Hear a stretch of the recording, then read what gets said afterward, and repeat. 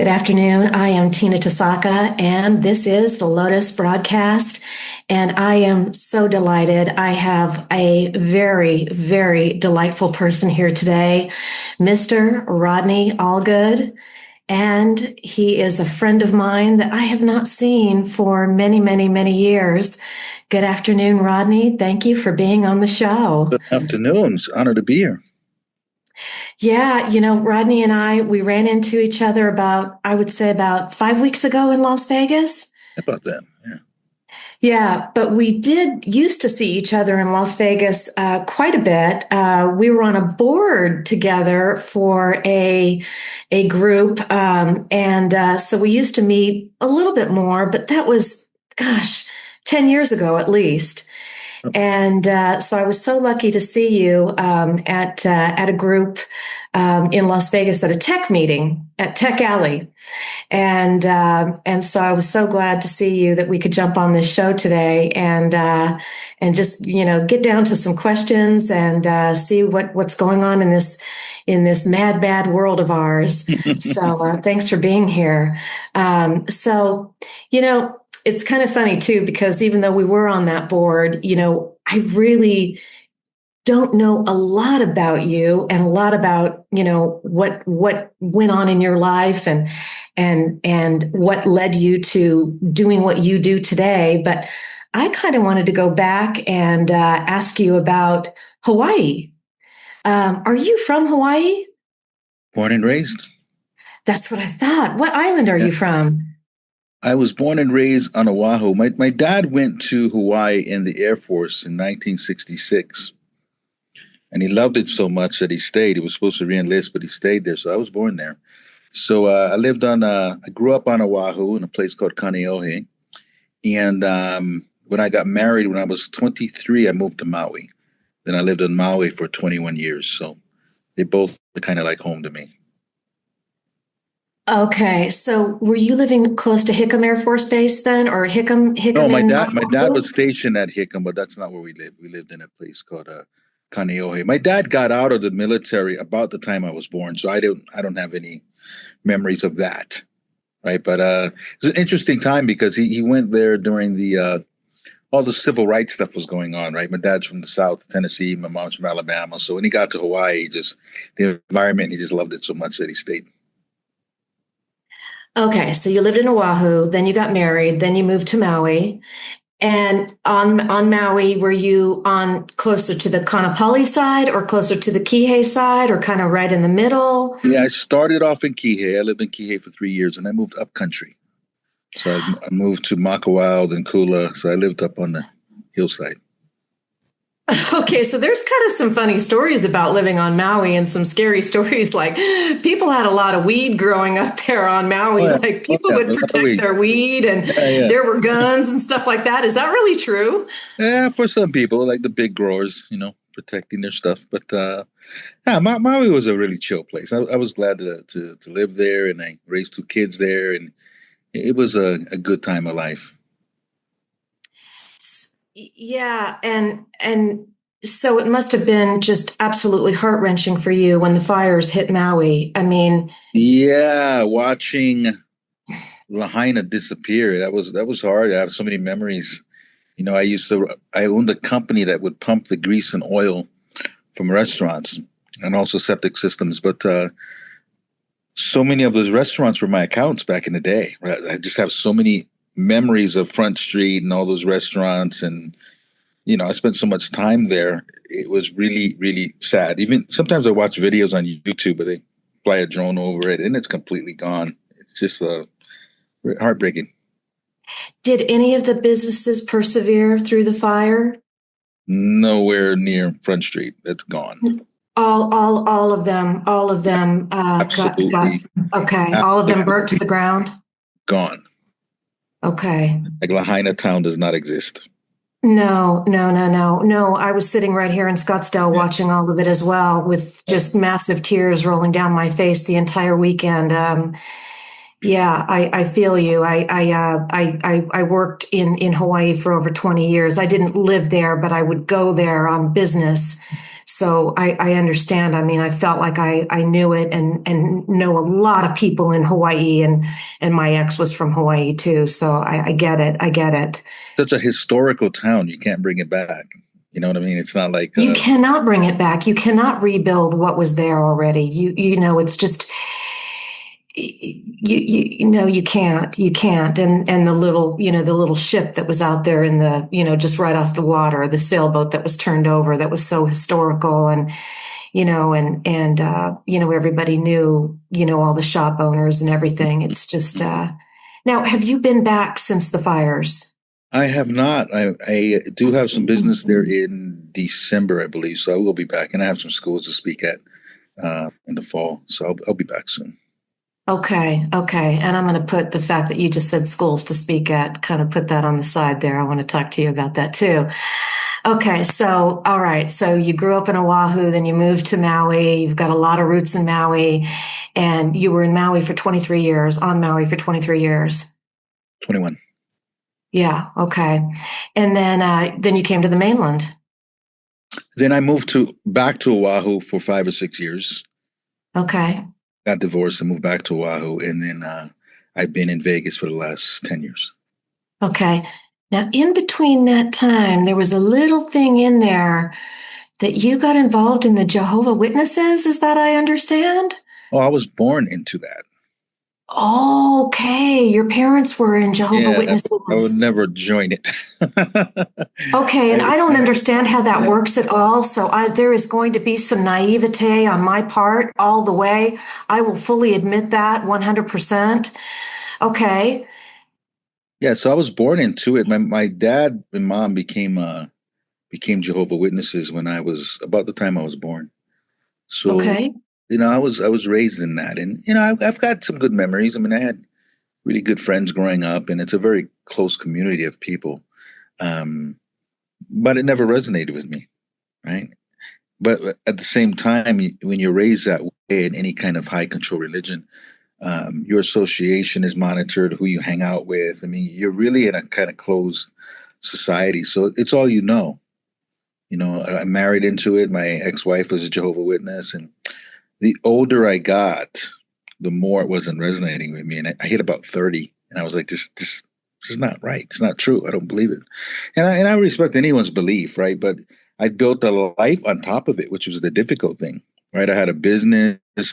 I employed about, I think, 19 of And them. we wish 19 of them my well, for 30 sure. employees were of We hope that faith. everybody can check out the video And and look I it up the built a very information. nice life on something that felt like a lie. And it just felt like I've got to get myself in alignment. Everything's wrong about my life. That's what I felt like at the time. Did it have anything to do with you building your motivational speaker empire and what you're doing now today with the Jehovah Witnesses?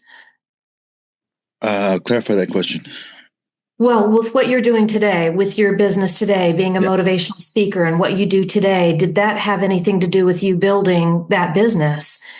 Yeah, I mean, as I look at my life, I feel an obligation to help people who are on a similar path, right? Because when you leave something like that, it's rough because your family can shun you. All your friends, it's a very big community of people. They turn their back on you. I've not talked to my own son in 4 years. I have a granddaughter I never met.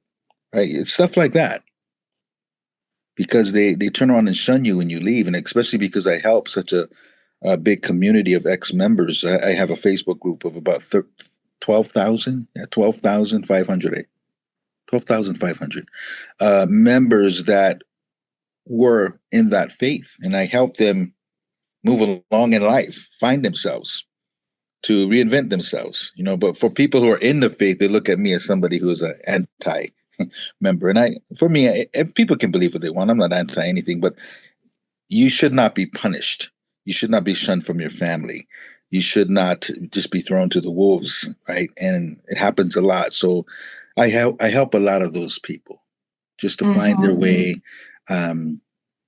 because all they know is the faith. All they know is that religion. All their friends are in it. They don't know how to navigate life outside of it. So, I've got courses and I do a lot of coaching with those people. So, I think for anyone, if you're going to be a coach or mentor, it's important to reach out to the people who have walked a similar path, because no one understands them like a person who has walked the path themselves.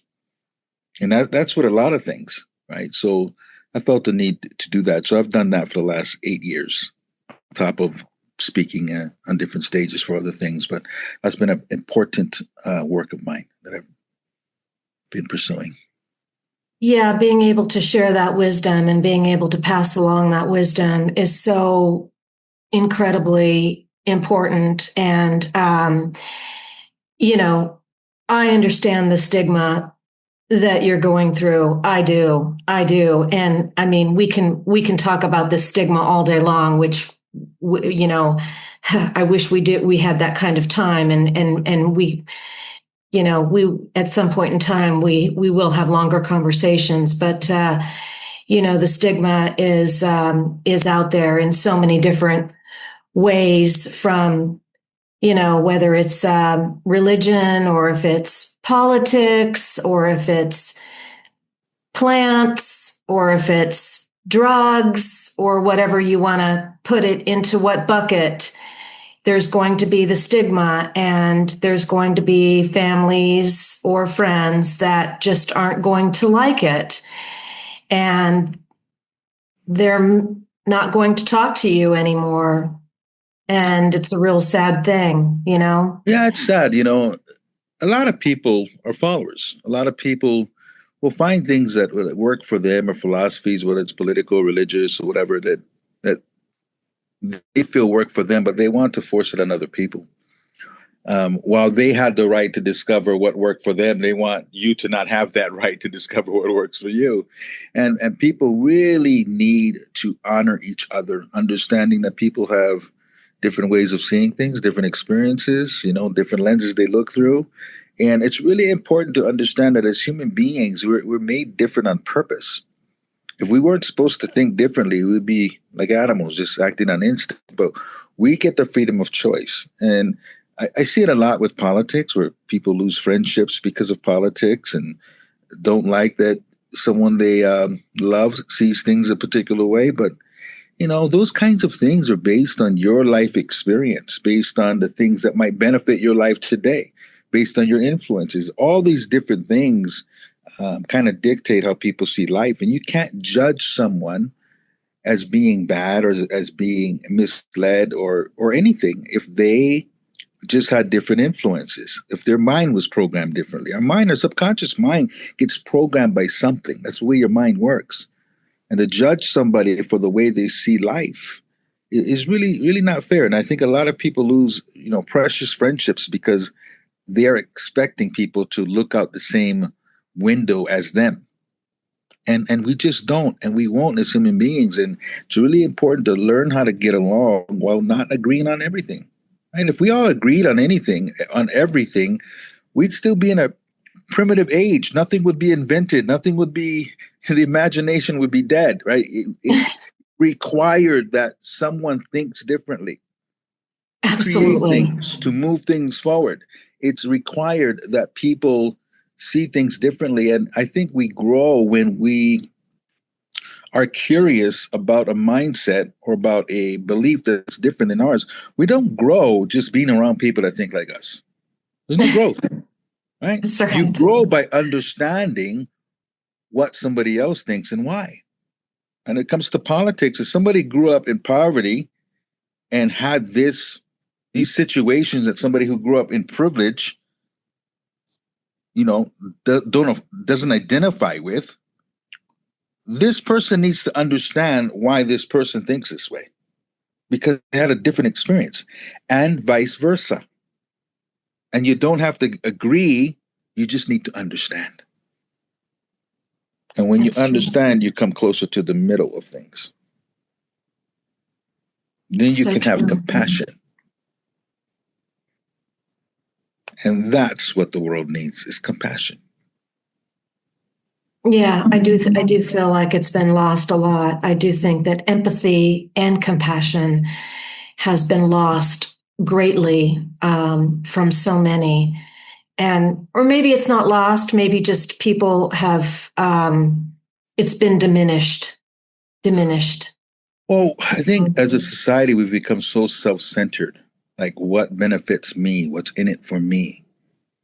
And we need to start looking at, what's in it for you too. I mean, how can I add value to you?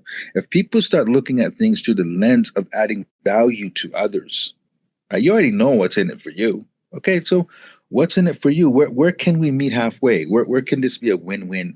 And I think we've moved so far toward win-lose. Yeah. Win-win. Yeah. Yes. Right? Well, Rodney, I know you are definitely adding value to people and you are adding value to companies. Let's shift over to you are doing some very big things. You do motivational speaking, you do coaching. Actually, I don't know everything you do. Can you kind of give kind of a big bread box of everything that you do from a big stage to going into a company and just let our viewers know, some of the things that you do for companies and for individuals. My whole platform is getting people to believe in themselves. Your mind is like a radio tower. Your frequency, your vibration, what you feel about yourself, what you believe about yourself, you create your reality. And if you're holding beliefs that are very small, if you're holding beliefs of victimhood and you stay there, life's going to be tough. If you're always blaming other people, life will be tough. And life's not fair. I think it's really important to get the message out that life's not fair. You got to succeed anyway. Life's not fair for anyone, right? But what do? Life is 10% what happens to you, 90% what you do about it. So that's my message, regardless if I'm coaching people in the group that I run, or whether I'm speaking on stages or going into corporations, what do you tell yourself? What is your story about yourself, right? What is your why? What's your current why? Sometimes your why changes.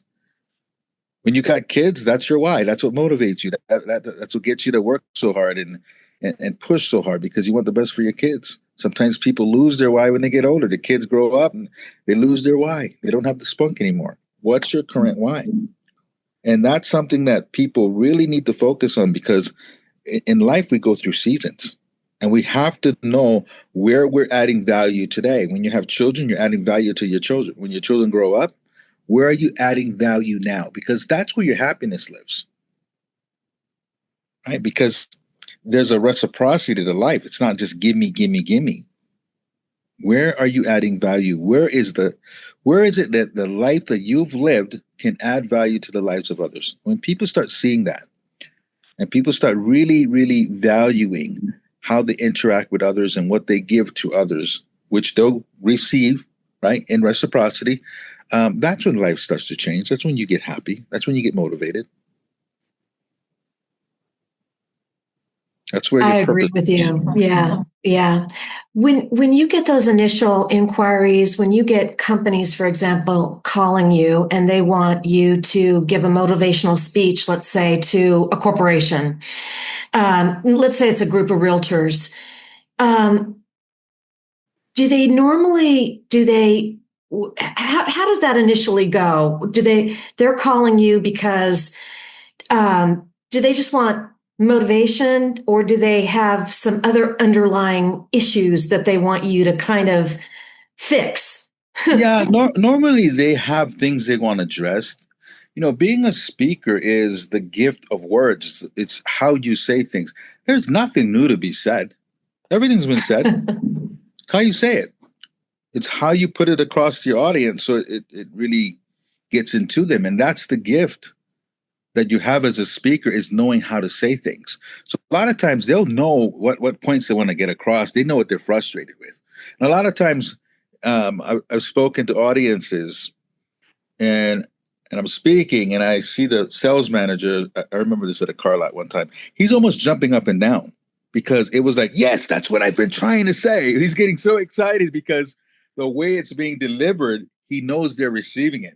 Yet he's been saying the same thing for a long time, right? But they've gotten kind of deaf to him. So it's how you say things. For me, I can use poetry, I can use storytelling. How do you get the message into them? I'll give you an example.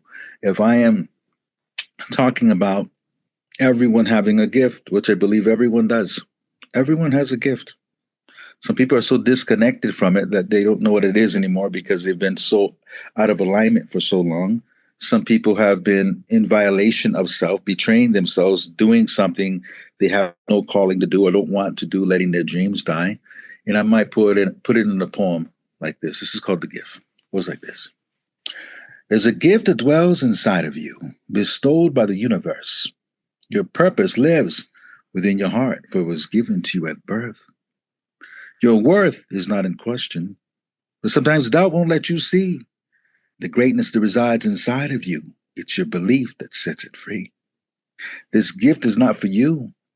Your gift is for us all. So consider it as selfishness if you don't heed your call. This life that we are blessed to live is not merely to exist. It's time to change your point of view, so take time to ponder this. Now imagine yourself old, and it's your life that's in review. Will you be filled with regret of the things you did not do? Or will you have an empty feeling as you sit and stare, knowing that you will leave this earth with a gift you failed to share? So live to leave a legacy, and always remember this, that you're one of a kind, that you were born to shine, and your purpose is your gift. So that drills right into your heart. Now, you might have heard it said many times in different ways, but saying it like that just drops right in. No, I've never heard that. And I mean, that is so amazing. Boy, I better get those sales plans ready. So yeah, that's part of the gift. I just download poems. I have a lot of poems. I just wake up with poems and write them down. Yeah, no, that's amazing. Yes, it's so true. That's pretty powerful, Rodney. That was some good stuff. God, we could just end right now, and that would just make everybody just go and like finish that proposal and make 10 phone calls and go close that sale and go get that money from that investor and go do that thing that makes that legacy happen. Yeah, you're born on a date, then there's a dash, and then there's another date at some point. Right? You're in that dash. We can't always determine how long that dash is, but we can determine how impactful that dash is. And the only difference between people who really utilize that dash the right way to the fullest and ones that don't is the belief in themselves. You got to go do it. You got to believe that you are given this gift, and you are not going to be satisfied until you get this gift into the world. Maya Angelou once said, "There's no greater agony than the bearing of an untold story left within oneself," which means too many people live an entire lifetime and take their dreams to the grave with them. We don't want to do that. Well, that is the truth. That is the truth. Yeah, absolutely. So how often are you traveling a lot? You're speaking all over the US, and are you going Well, outside of I'll the be US? I'll be traveling a lot more this year. I mean, from the fall on, I've been spending a lot of time in my group. So I've done conferences in different cities for this group of people that I've been coaching, these ex Jehovah's Witness members. Mhm. I've been doing a lot. I take them on cruises. There's a lot I've been doing. I created meetup groups all over the world where they got together every second Saturday. So I've been spending a lot of time not speaking as much as I would want to. So, but this year, I'm going to be speaking at a lot of HBCUs, a lot of black colleges, historically black colleges. Uh, Excellent. so I've got a whole slate of that. So I'll be traveling all over the country doing that. Again, looking at my particular journey, I think I have a unique perspective on things that people of color may deal with because I grew up differently. I grew up in Hawaii. So I have a different vantage point that I think can open up people's minds as to what's possible. And sometimes I think we can believe things that don't have to be true. Because there's things that I experience very little of that other people experience more of, but sometimes We can always get what we expect. If we're looking for something, we'll find it. Sometimes we need to look for something else. Not saying it doesn't exist, but we need to look for something else. Change our focus. Even though life's not fair, succeed anyway.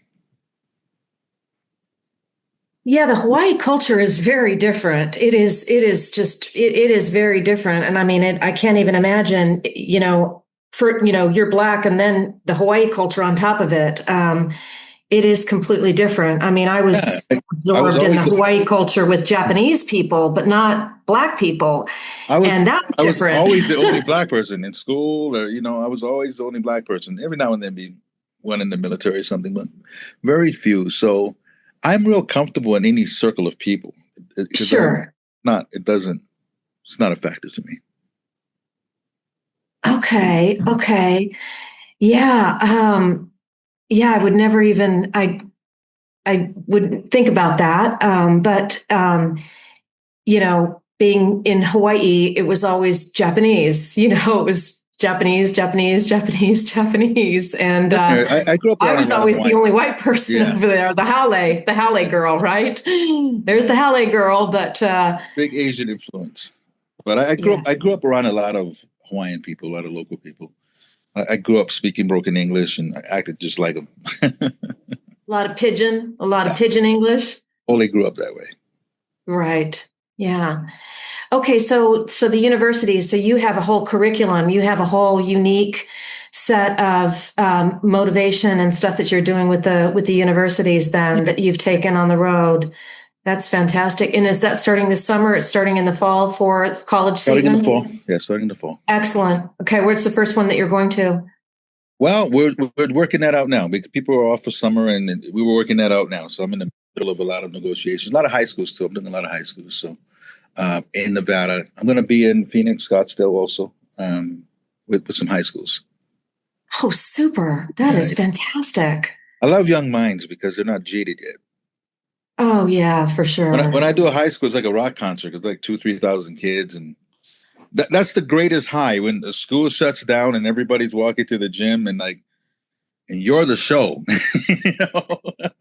I wanted to ask you about the Yeah, sizes, yeah, if you're going into their coliseums or into their arenas, and what the sizes were, and what your audience sizes were.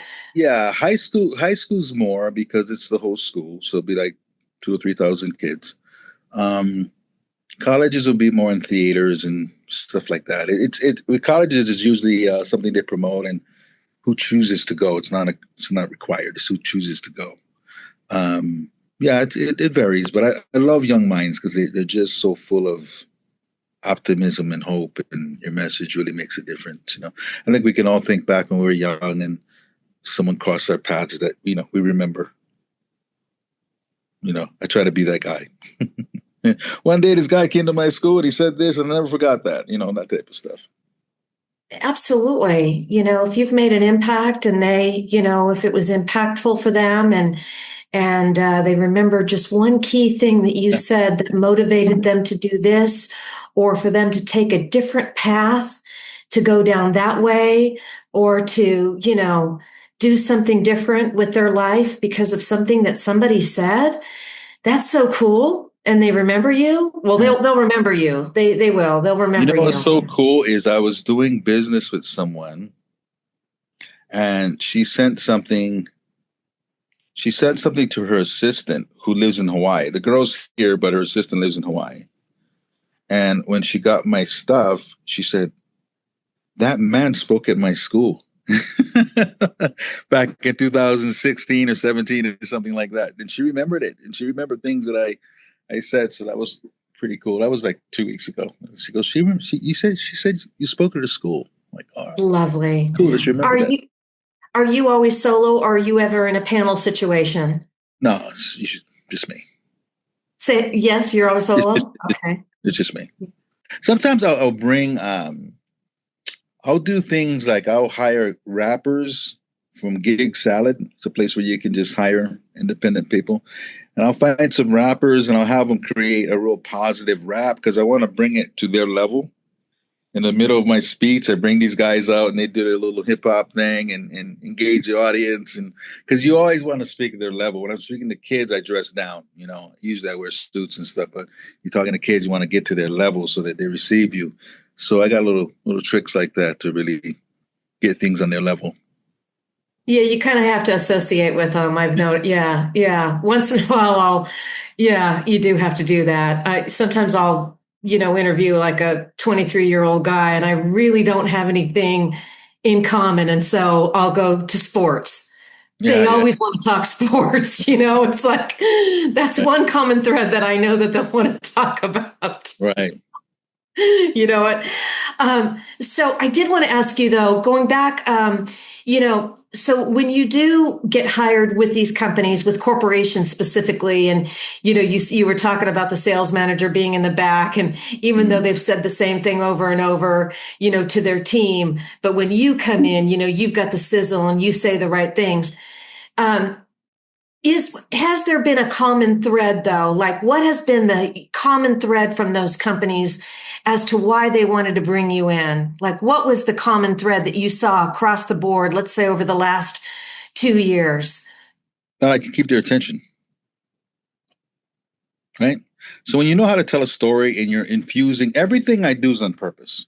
How I start, the poems I use, the stories I tell, it's all to keep people's attention, right? So I know how to structure it. Nobody drifts off. I've done things at hotel ballrooms where the entire kitchen staff came out. They're supposed to be cooking and they're all lined up against the wall in their chef's outfit because somebody heard something, right? It's really quiet when I speak.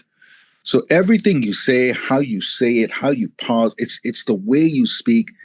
Being an orator, that's a gift.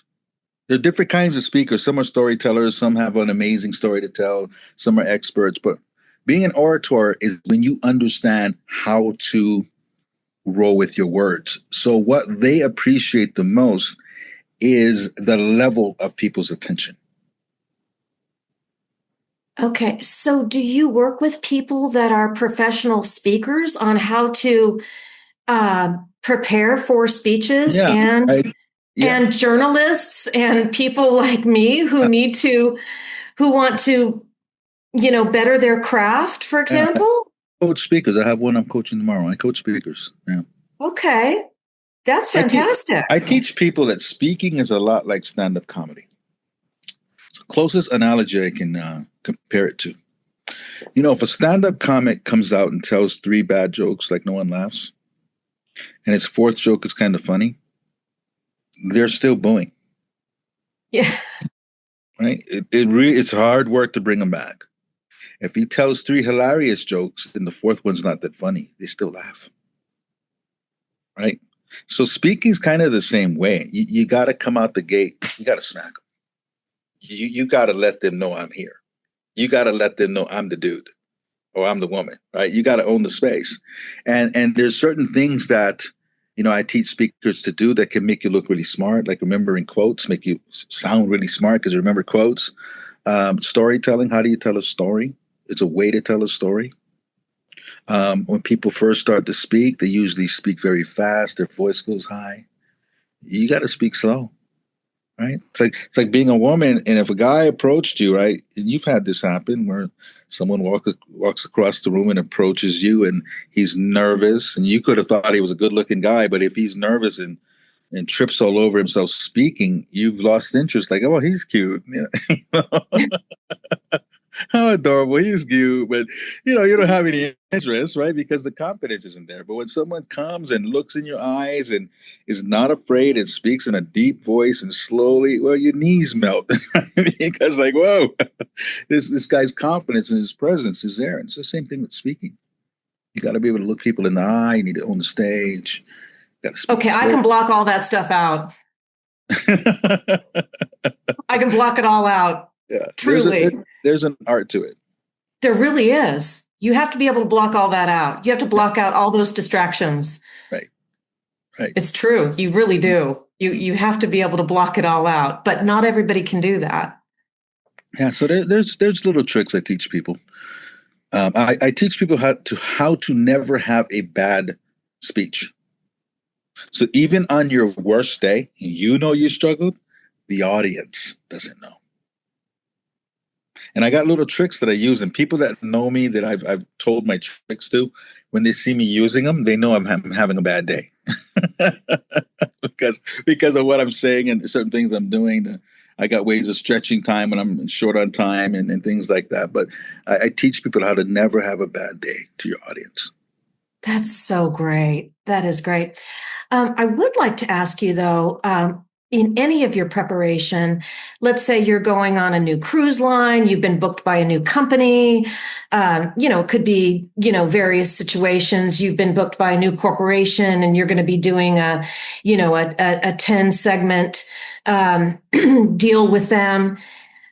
Are you ever tapping into AI to help you with a new script, new ideas, any of the above? Are you tapping into AI for any new tips in today's world?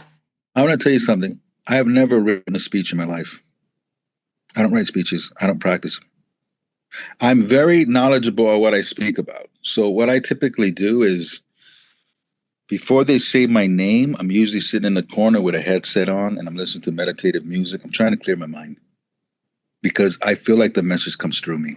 So even if I have to speak to an audience twice, I'm at a college or something, and I've got to speak twice because the theater is only so big.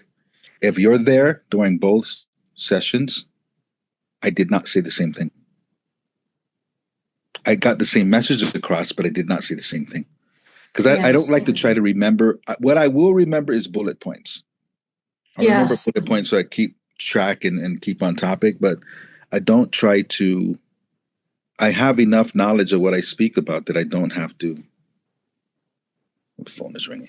That I don't have to try to remember. I don't want to remember. I want Yeah. to be inspired by what comes right now. I want to look at somebody and something pops up because I'm looking at that person and something comes up that I didn't expect. Right. You have so much wisdom and experience, and you can just pull from those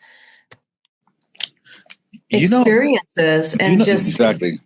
yeah, Exactly. no, I understand. And I know this is going to sound a little bit out there, and it's hard for me to explain, but sometimes do you kind of sometimes see them before you? Like it not a, I don't know. You're not truly seeing them, but you sort of visualize them. They sort of come to you like in a vision, but yet it's not really a vision, but like what you just described, you've got two rooms. You're going to go and speak there, and then you're going to speak in the next room, and they're going to be two different deliveries, but yet you still have kind of the same format. You're going to do Yeah. this, Yeah. and this, but it's Yeah. going to be three different pieces of content. But it's like they come to you. They Yeah. does Yeah. it just Whatever kind of come comes, to you like kind of a especially, vision?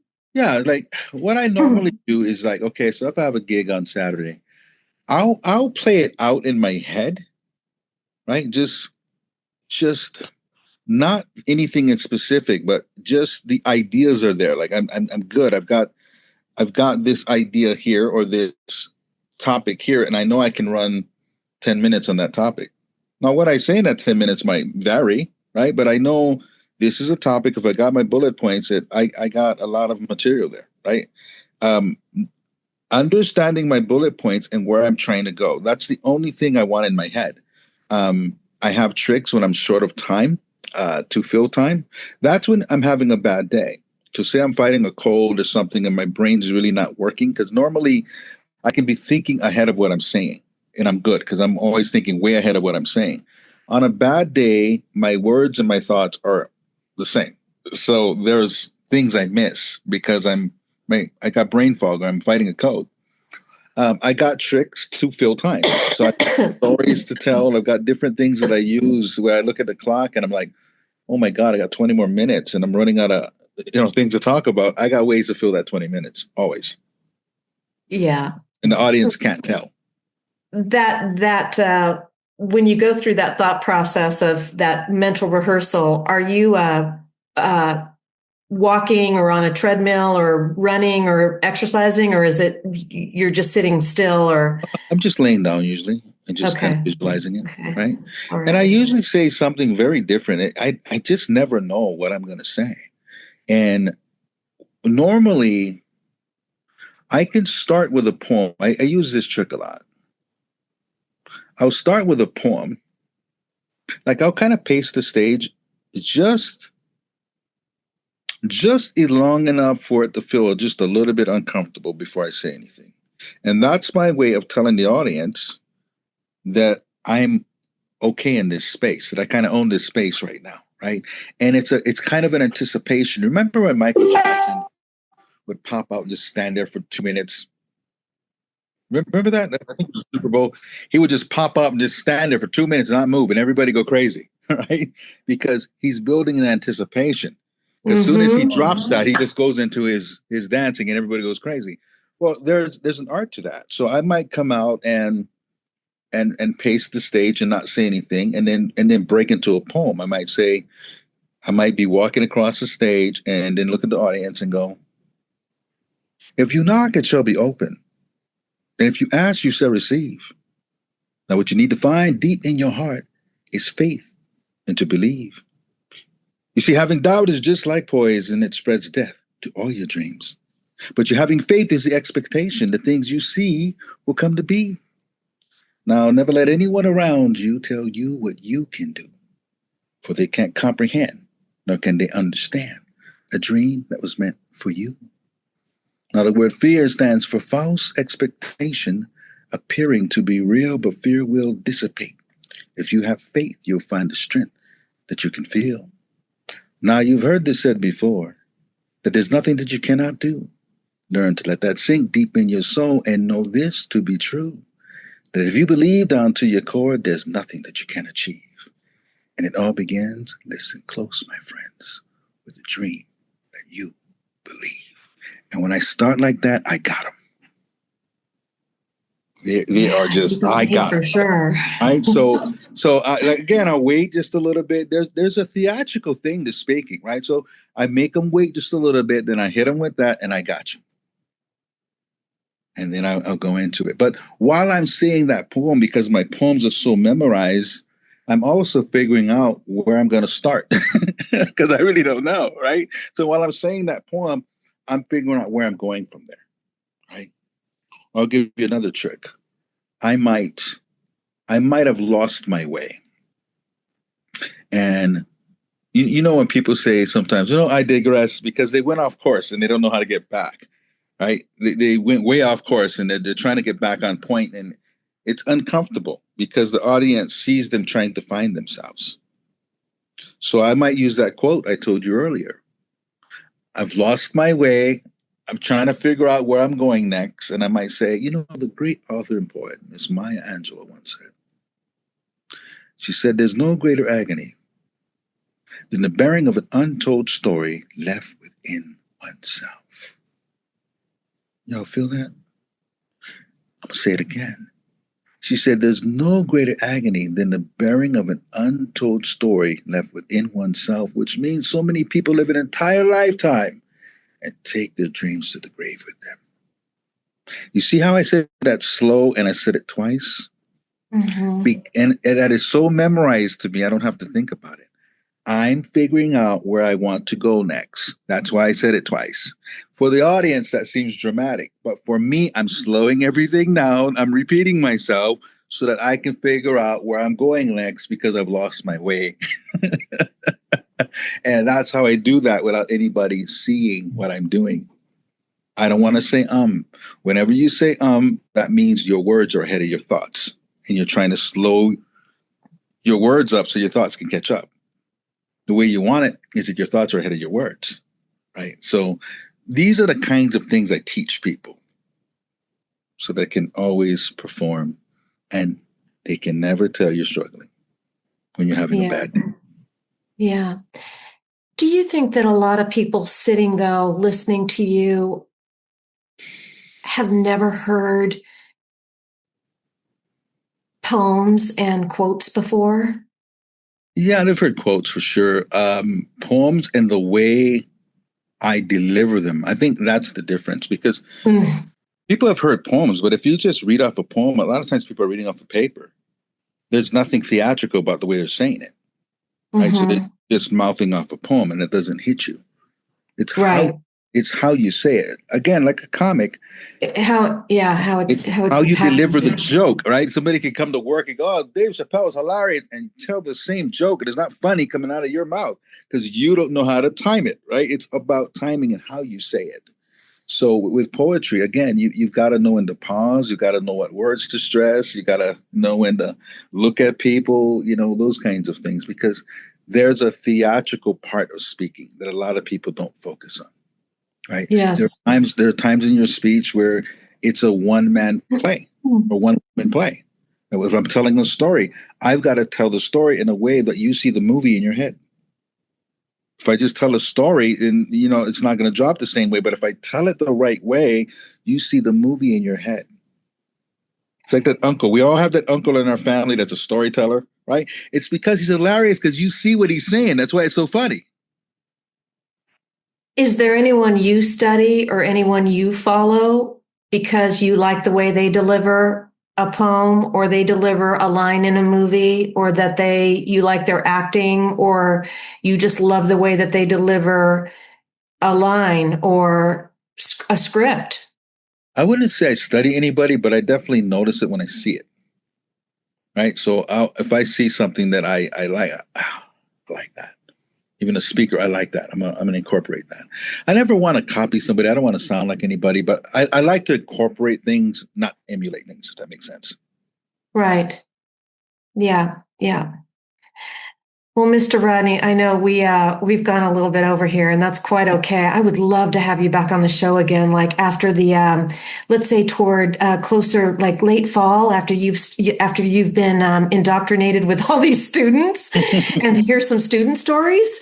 Yeah, for sure. Um, but before we get off here, I wanted to do a little rapid fire called Rapid Rodney. Funny. These are going to be real When I was easy, in I high school, I promise. used to rap, and my name was Rappin' Rodney. Oh, I love that. These are real easy, but because you live in Las Vegas, these are going to be Vegas specific because our viewers, people love Las Vegas all over the globe. People love Las Vegas. And so I wanted to just throw some stuff at you here real quickly. So thinking about Las Vegas, if Vegas could, if Vegas could do one thing to make locals and tourists happy, what should they do? Drop the prices. It's ridiculous. Period. The end. Right. Okay. All What can you right. do? Bring the mob back. Have the mob run it again, right? Bring the mob back, like Tony the Nose and Tony the Yeah, the mob, Finger.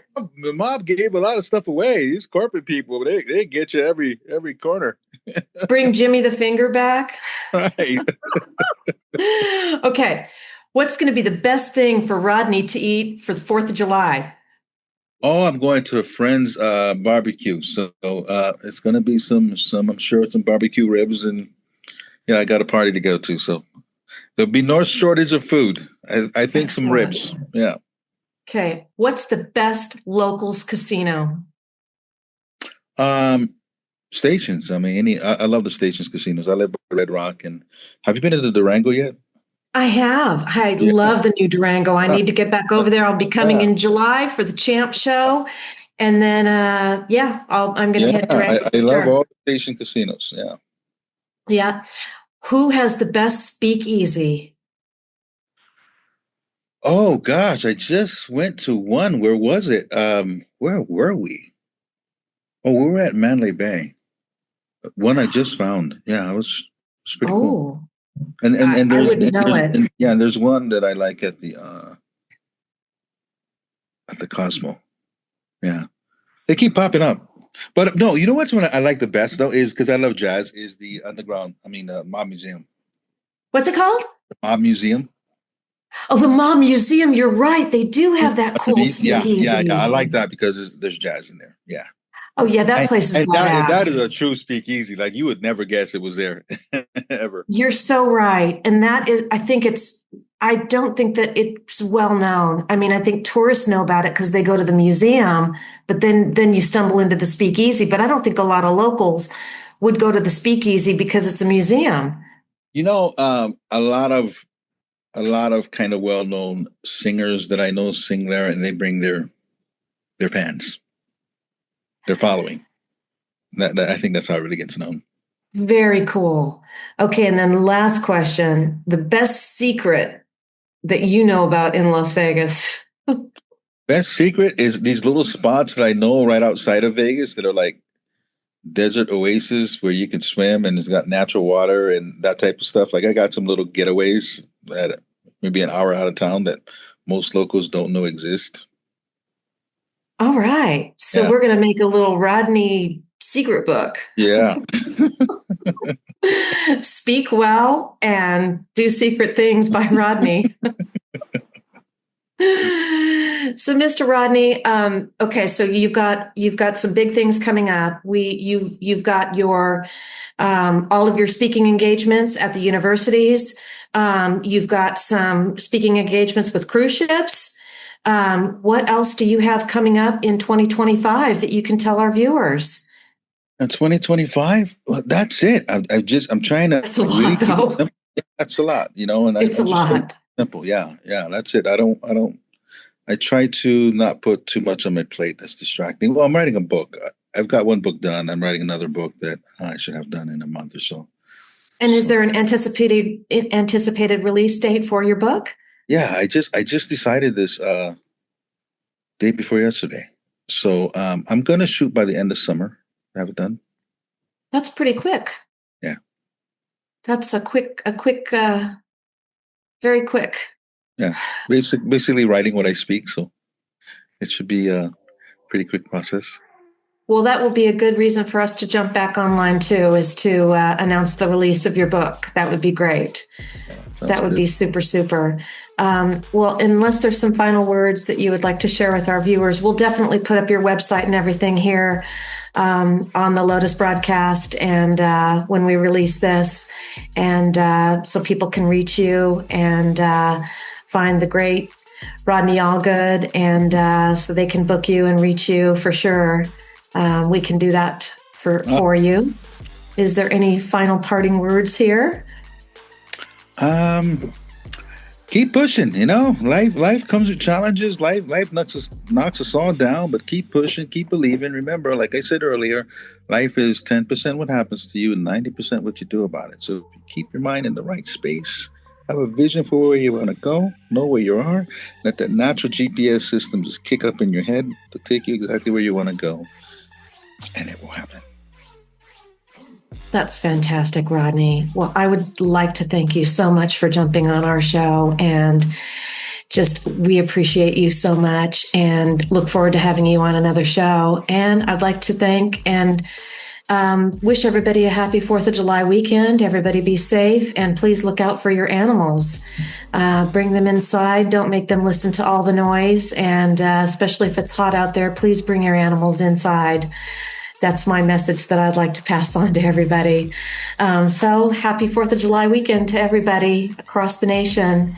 And Thank you, everybody. Lotus broadcast, Tina Tasaka.